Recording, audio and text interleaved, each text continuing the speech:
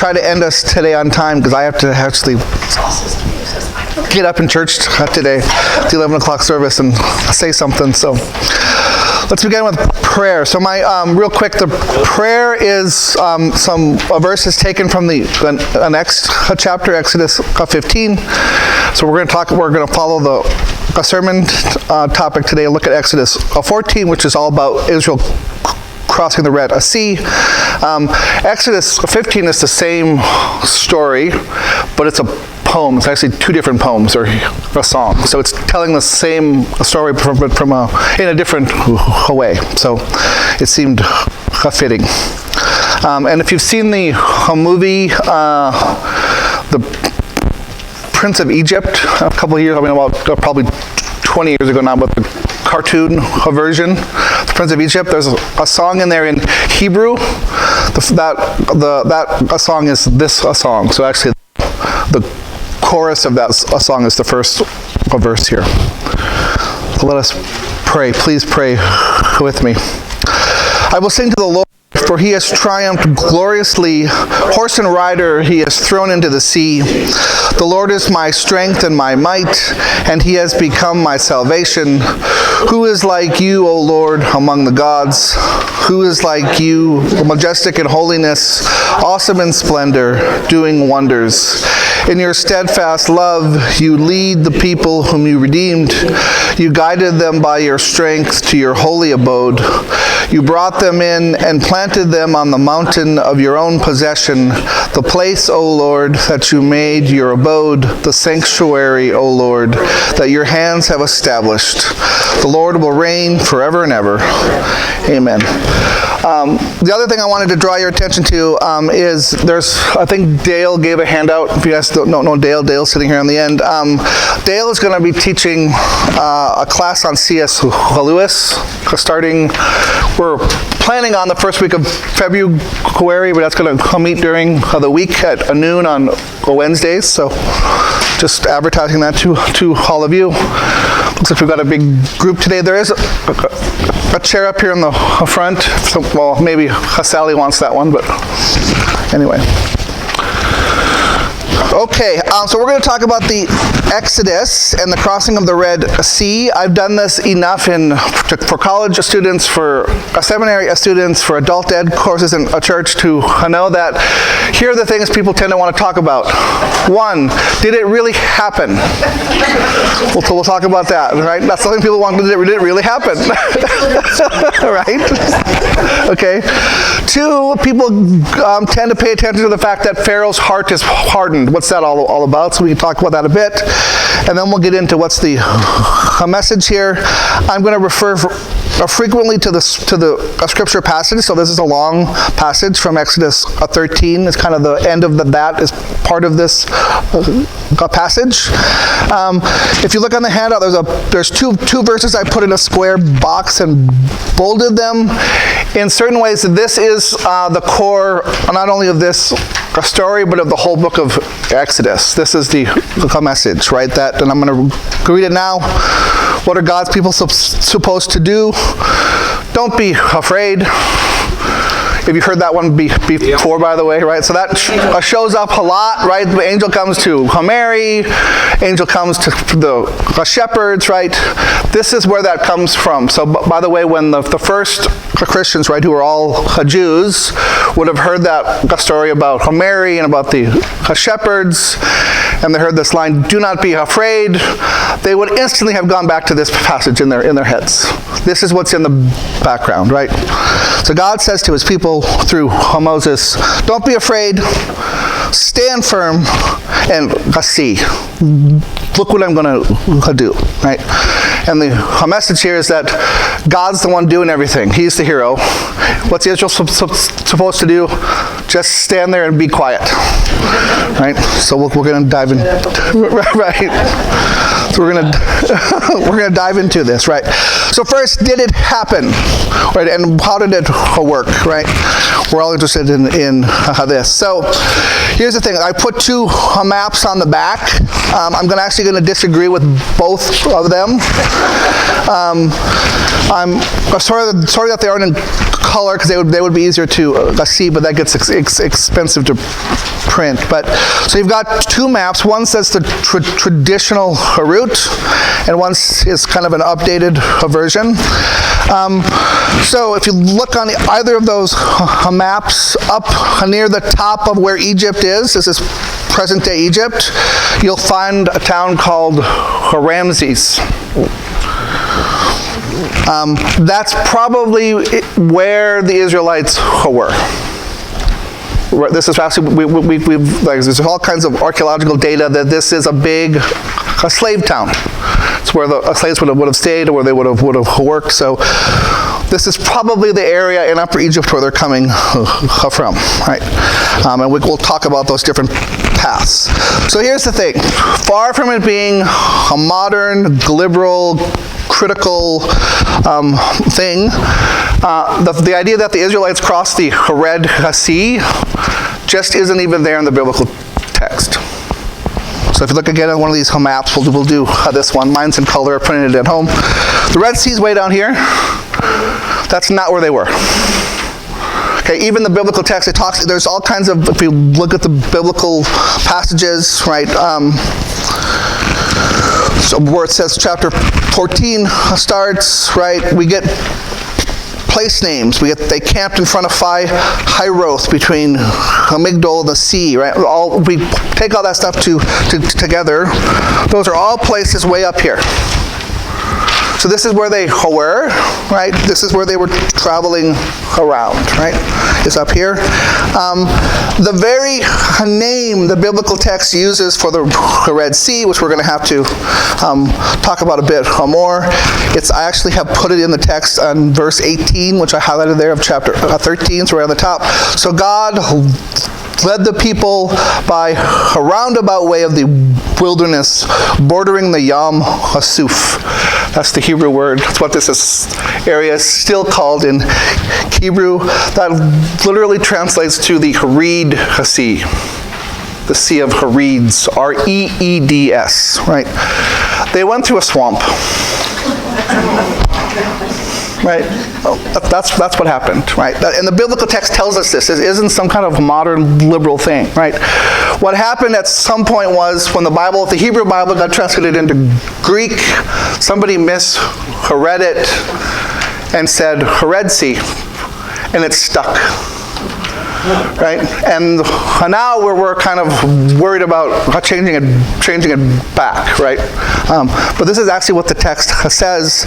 In the early Christian period, in the Middle Ages, people were trying to figure out how all of this worked. They were beginning to take pilgrimages over there, and they thought it, so again, if you look on this map, it says to traditional of the Exodus, even they, when they put it together, said, well, they're up by these towns, so they must have crossed just at the very top of what we could call the Red Sea, the Gulf of Suez, right, which is still kind of swampy, right? It's the very top. It's a marsh. It's a salt marsh, right? It's still called Reed Sea today. Well, so that's the weird thing. Now this, I was going to talk about this in a little bit later, but actually it's helpful to talk about it now, right?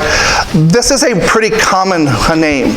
There are all kinds of places called the Reed Sea. So I looked this up. Anyone know how many towns in America are called Grand Rapids? There's at least 5 I could find. Right? There's 8 grand rivers. Think of really common lake names. Long Lake. Long Lake. How many long lakes are there in North America? I looked it up. 400. That's number 2. The most common lake name was Mud Lake.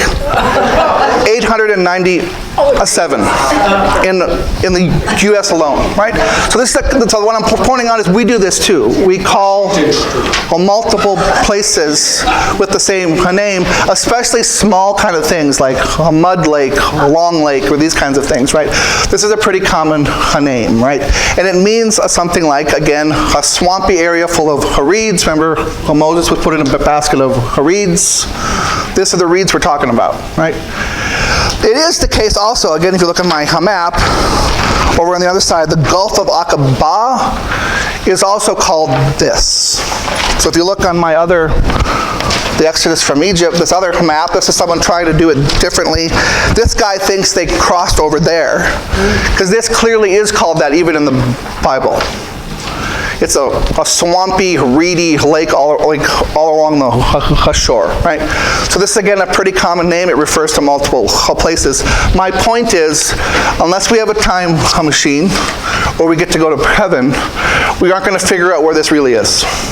So we just don't know, right? But most contemporary scholars think they basically went through a big, swampy area up here in the north of Egypt. There's a couple of reasons why they think this. It makes a sense of the place names, right?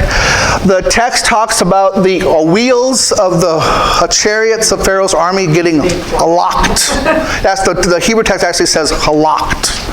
So it sounds like their wheels get stuck in mud, rather than the waves crashing in over them, right? So it actually makes more sense of the text.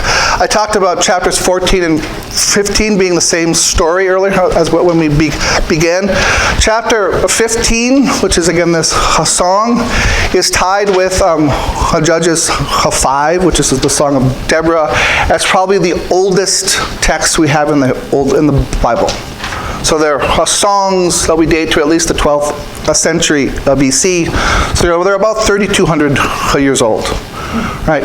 These are really, really old songs from back in Israel's memory that they use liturgically. So actually, chapter 15, we just said a prayer from this.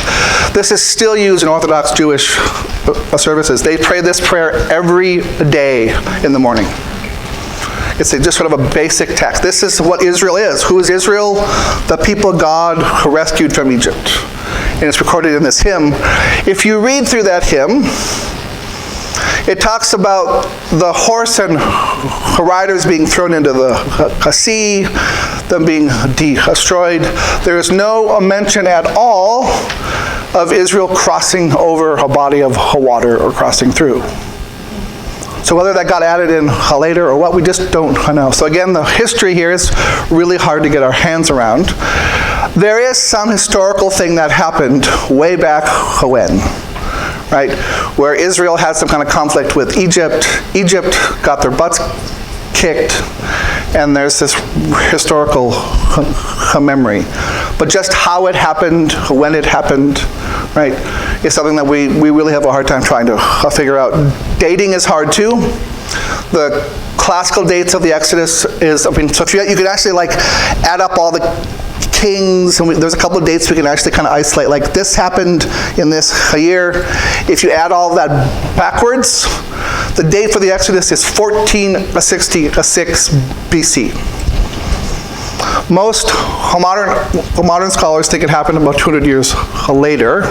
There's various reasons why they think that, so about 1250. But even then we have some interesting things. So if you look again at the biblical text, right, let me find where this is.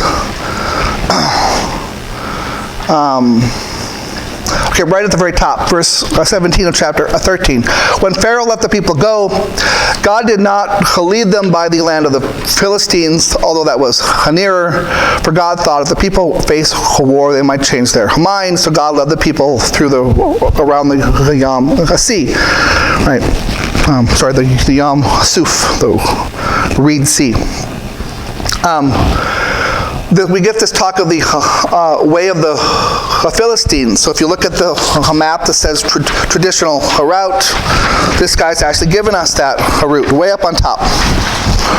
So we know this was a much traveled route all throughout ancient times. It still is today. You want to get from Egypt to Israel, this is the quickest path, right? They don't take them that way because it's full of forts. The Egyptians just have fortresses all throughout. We can still excavate all of this stuff. They're all there, right? Because if they're going to get invaded by Babylon or Assyria, this is how they're going to come. So Israel built forts, Egypt built forts through all of this area, right? So that's the fastest path. Israel doesn't go that way because they're trying to avoid Pharaoh's army, right? But it's called the land of the Philistines, or the path of the Philistines. Here's the problem. The earliest possible date the Philistines ended up in Canaan was 1177. So even on the late date, they're not even there yet. So that tells us whoever wrote this text is writing it much later. It would be like calling this area Grand Haven in the 1500s, before there's any Europeans here. Right? They're using later names to talk about a place in the past. It's an anachronistic reference, right?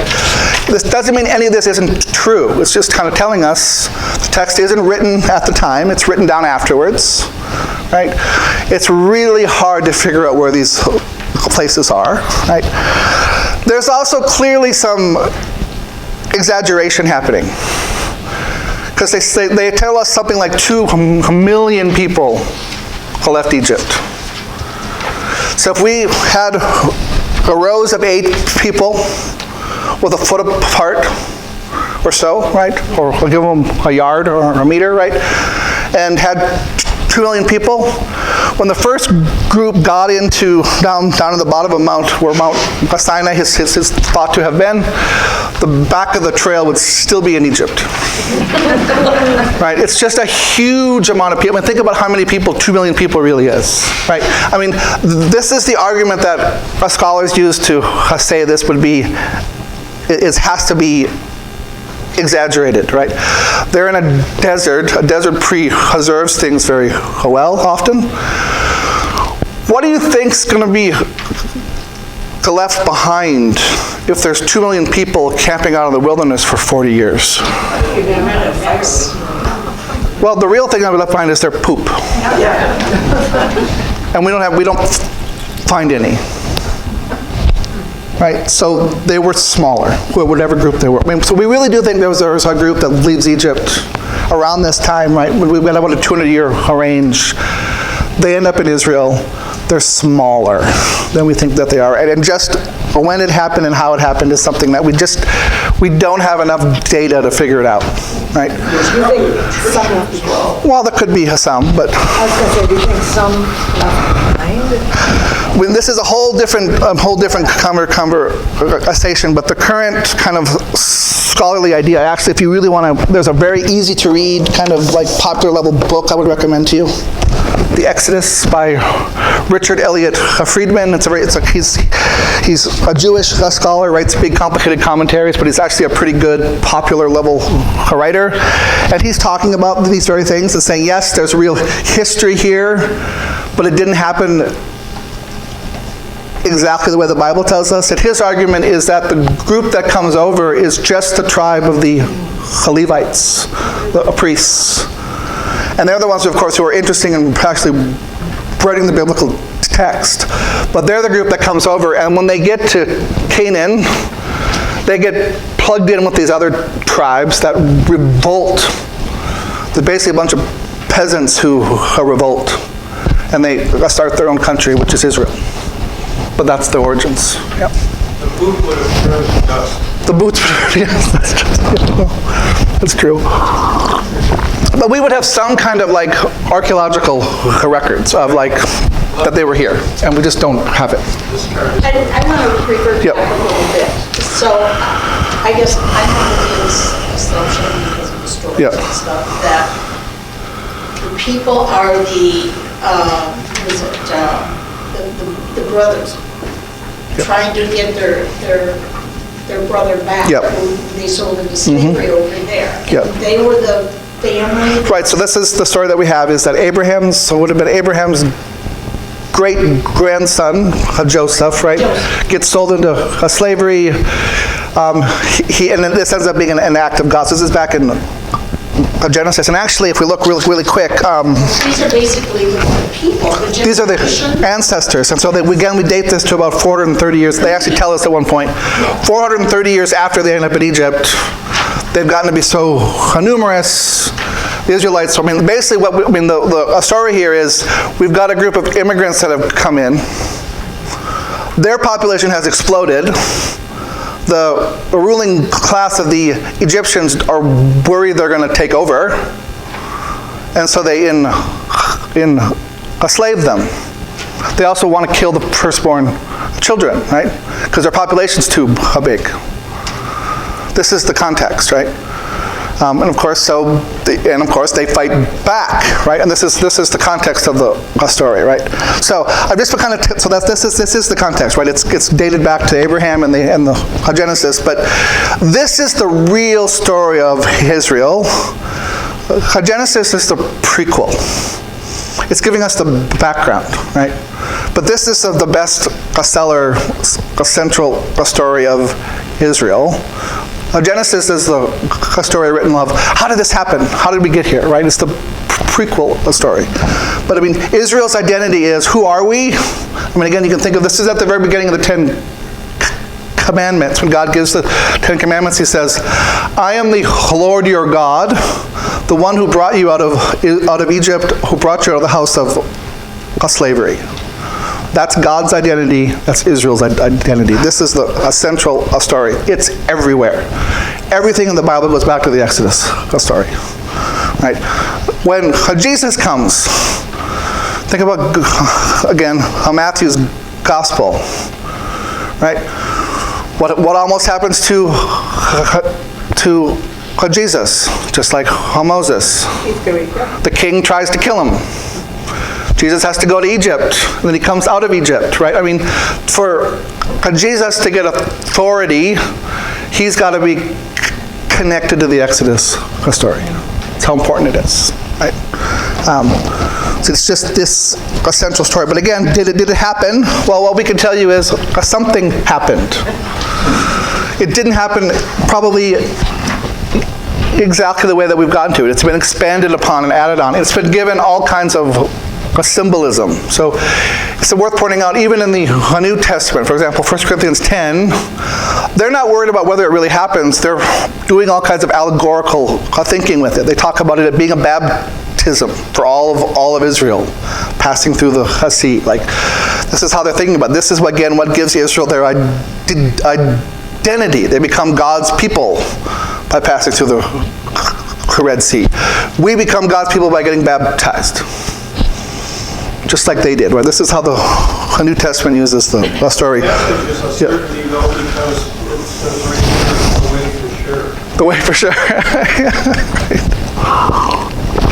But, so again, we can think that something did happen historically. Some group of people came from Egypt into Palestine, into Canaan, and became a people, right?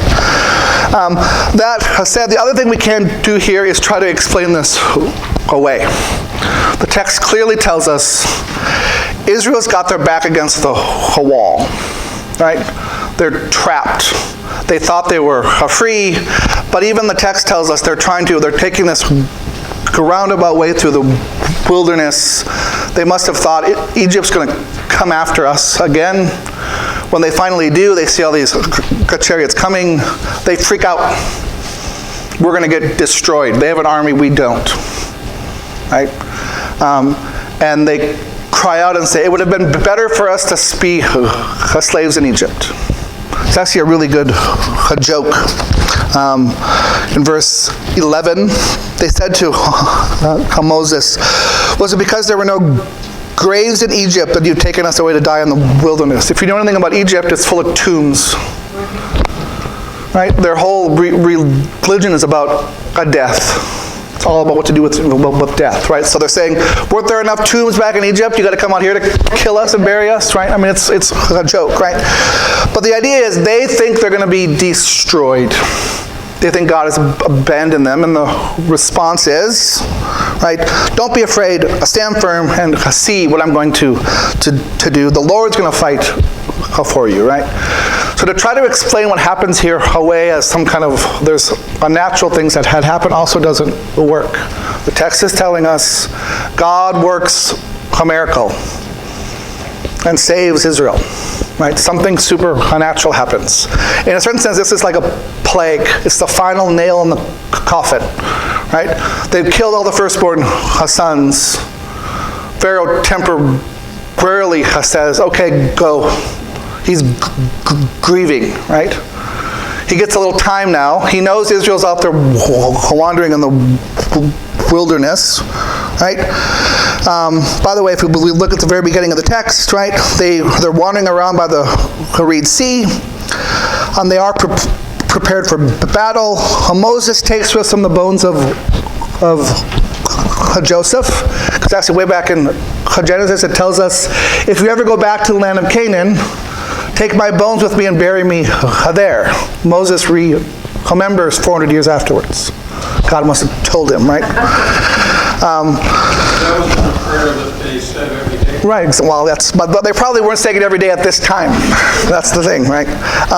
So it tells us where they go. God's guiding them, right? And chapter 14, verse 2, it says to turn back, right? So they probably got somewhere where the Egyptian army is already there, and they turn. They want to avoid the army, right? They're trying to get out of here without fighting because they know they're outnumbered, outmatched, right? And so this is what they're doing, right? And they're having to turn, right? So Pharaoh knows where they are. He knows what they're doing, and they're out wandering around aimlessly to him. He's got some time now. He goes, I just gave up my workforce. The economic problems are going to come soon. I think I want them back. So he says he's going to go get them, and he sends his army out, right? Israel sees them coming, they freak out. This is the story, right, of they can't do anything. They're seeing what's going to happen. The army's going to come, it's going to destroy all the leaders. Everybody else is going to get dragged back to slavery. Would have been better if we just stayed there. Right? And God acts. That's the story, right? Just as God has acted through the 10 plagues, he's going to act here, right? Only God can do it. And we could spend hours on this, but there's all kinds of connections back to the creation stories of look who God is, look what God's power is, right? And all of these sorts of things. So the crux of the story is God acts in the world to save Israel, right? And it isn't just about eternal salvation. It's about salvation from oppression and things right now, right, is what's happening, right? So this is kind of one way to think about, right, how we can explain all of this, right? Something happened, but we don't really know how it happened, right? But the story is going to become this huge, important story that's central to Israel, central to Judaism, central to Christianity, right? It infiltrates everything. It's like hints of it everywhere. Questions at this point? I guess I always thought when the Egyptians were taken into exile, Yep. Mm-hmm. Yep. that's when this was all written. Well, that's all. I mean, it definitely is written afterwards. Yeah. And they wanted the people to know that God got them out of there. Right. He was leading them. Right. So therefore, He will be with us now. Right, so this is other ways to sort of think of some of the symbolism here. So the New Testament, the early Christians use this to talk about baptism. If we're going to tell this a story, let's say Israel in the time of David, when they are fighting with the Philistines, right? So again, I mean, I don't have this one has a map of Israel. Jerusalem is right here. We've got Jerusalem and Bethlehem all along the Dead Sea, kind of north of the Dead Sea, and along the Jordan River. This is all hill country. It's mountains. Down by the coast, where it says Philistia, that's a coastal plain. It's a flat. Who do you think has chariots?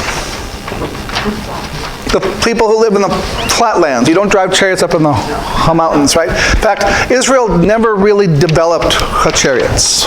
Didn't use horses. It's why they were really good at defending their own homeland, because they were good guerrilla warriors up in the hills. They would hide, sneak out, attack you, go hide again, right? When it came to a battlefield to line up with chariots and horses, they were almost always at a disadvantage.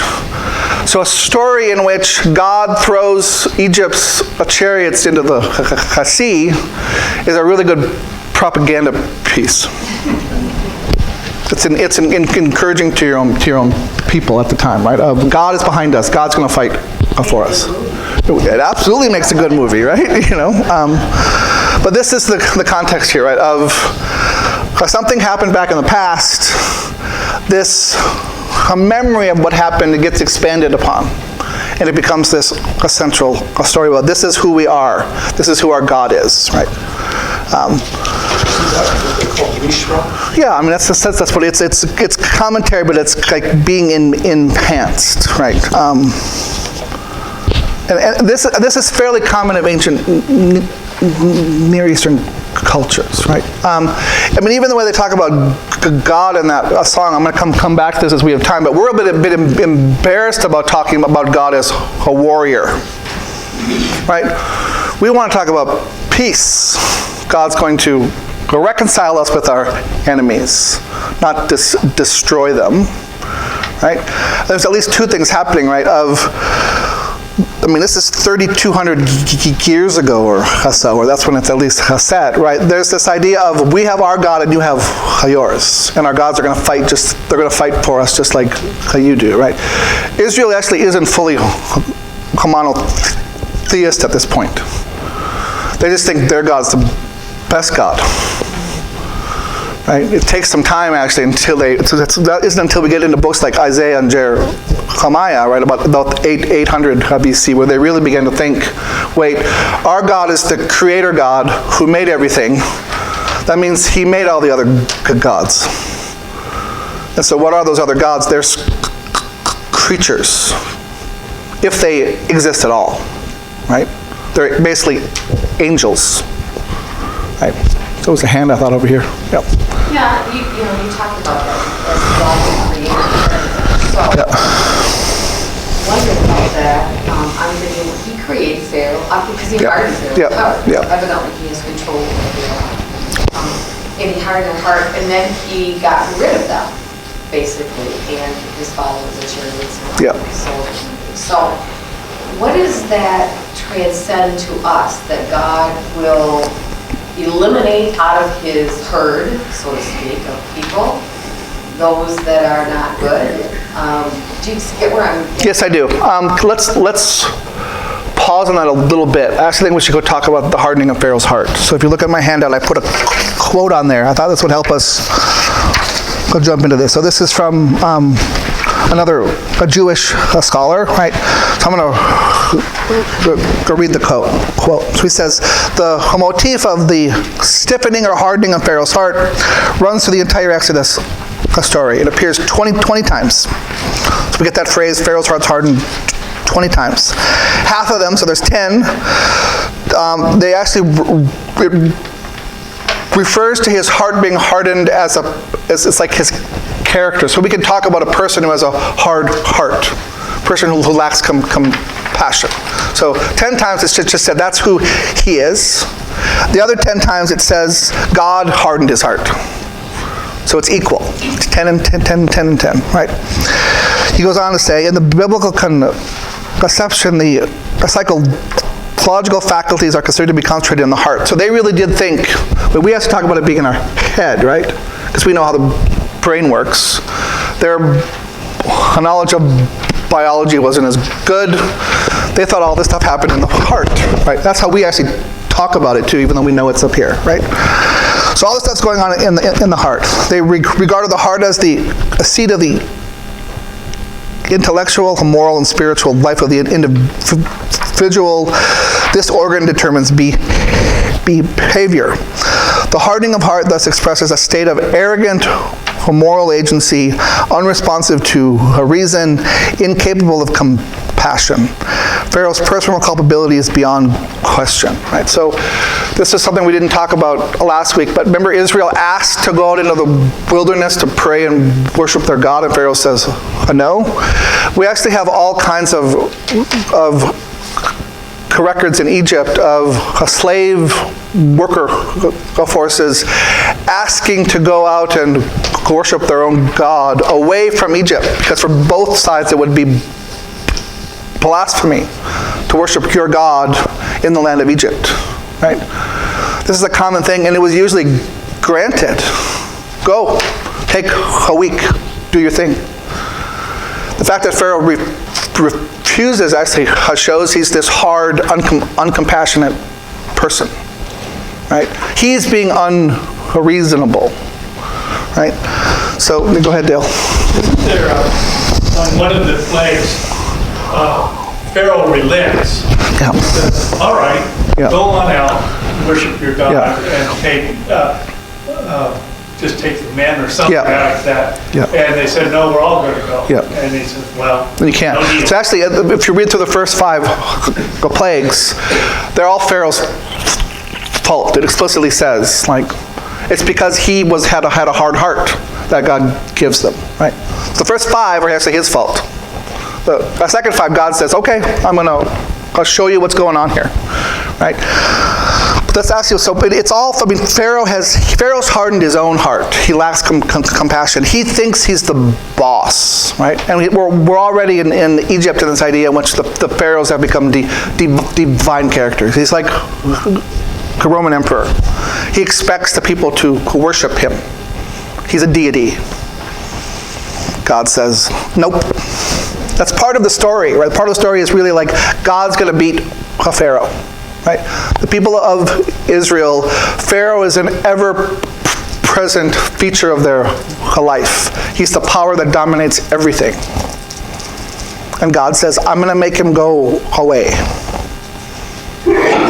That's really the power of the story, right? So, right, we get this. So Pharaoh's heart is hardened, right? It's his own fault, right? I said this. The first 5 plagues are all about Pharaoh's stubbornness. It's only afterwards that it is attributed to divine causality. This is the biblical way of asserting that the king's intransigence has become habitual and irreversible. The character has become his character has become his destiny. He's deprived of the possibility of relenting and is impelled to a self-wrought dooms, right? So he's so bad, God finally says, oh, fine. I'm going to give you over to this, right? But it isn't as if God's there all along, making Pharaoh do all of these things. Right. In the Proverbs, there is something that comes to me in King James, because that's he who hardeneth his heart shall be cut off without warning, or something to that effect. So Moses was talking to Pharaoh in the first 5 plagues. So we could say God was talking to Pharaoh. Absolutely. But he was hardening his own heart by not listening. I mean, in a certain sense, the way that the story is told, Pharaoh was given at least 5 opportunities to repent. He refuses, and every time he's hardening his own heart. And finally God says, I'm not going to try any more. I'm just going to give you over to your own stubbornness and your own sin and your own lack of compassion. And in a sense, Pharaoh is told to us as a character whose own sort of selfishness, self-centeredness, stubbornness eats him up to the point he's like all the firstborn and his whole nation have been destroyed. He's still going to go get Israel. And so what does God do? God destroys his whole army. Right? Well, I mean, there's another story of God just going to, and actually I think we're supposed to, like passing through the sea. I mean, it should bring up ideas of the flood. Kathy? So again, we don't we can't date this to a time because we don't really know. We do, so I said earlier, there's some scholars think that if this happened, which I think again something happened, but they want to date it to like 1250 or so. And one of the reasons they do that is we have independent Egyptian texts that talk about slaves making bricks without straw. So we actually do have a text that talks about that, and that's when it's dated to, right? When we get into the Philistines, I said that they show up about 100 years afterwards. We actually have records of a battle between Egypt and the Philistines during the reign of Ramses III, who's the pharaoh in like the beginning of the 1100s of BC, right? So would this have been Ramses the Great? So yeah, it could have been, but we just don't know. We just can't figure that out, right? We don't have enough data to actually give it a date, right? Did this really happen? Right. And the answer is yes, but. Right. Yeah. So the time that we have left, I kind of want to just highlight like what's the core of the story, right? So again, right, right, their backs are pushed up against the wall. They've been trying to avoid a battle. They see it coming. They despair. So what do the people say? In great fear, this is on verse 10, the Israelites cried out to the Lord. They said to Moses, again this a joke, were there no graves in Egypt that you could have to take us out to the wilderness to die? What have you done to us, bringing us out of Egypt? Is this not the very thing we told you in Egypt? Let us alone so we can serve the Egyptians, right? So remember, they're constantly kind of whining to Moses. What is there to eat? Why do we have to eat this? Right? And they're constant. This is the first time. It's the first complaint. What have you done? We should have just stayed in Egypt, right? And this is the key. What does Moses say? Don't be afraid. Stand firm and see. Right. So he says, don't be afraid. When God shows up, an angel always says, don't be afraid, right? Stand firm. Yeah, I said shut up, but it says stand firm. This is basically a way of having faith, right? Believe, trust. Faith is trust, right? Trust that the God who, remember those 10 plagues? God did that. He's going to do it again. Just hold on. Be calm. Don't be afraid, right? And see, right? For the Egyptians whom you see today, you will never see again. The Lord will fight for you. You only have to keep still. If you turn it over and go to the very end, right? Verse 30 and 31. Actually, if we go up a bit higher, right? Egyptians, their army gets stuck. They get thrown into a panic. The Egyptians say, let us flee from the Israelites, for the Lord is fighting for them against Egypt, right? So in the mouth of the Egyptians, we get this confession. God's fighting for Israel against us, right? And then we go down to the bottom. Thus the Lord saved Israel that day from the Egyptians. Israel saw, what did they see? The Egyptians dead on the seashore, right? And because they see, right, and Israel saw the great work the Lord had done against the Egyptians, so the people feared the Lord and believed. We don't have a good word in English for have a faith, but really the idea is here, they faithed, they trusted God and in His servant Moses, right? Again, that's the core takeaway here is, right, don't be afraid. Stand firm, have faith, and look, what is God gonna do, right? I think the other key part here is, right,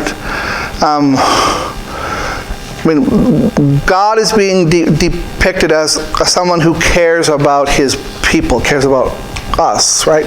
And he doesn't just care about us going to heaven when we die.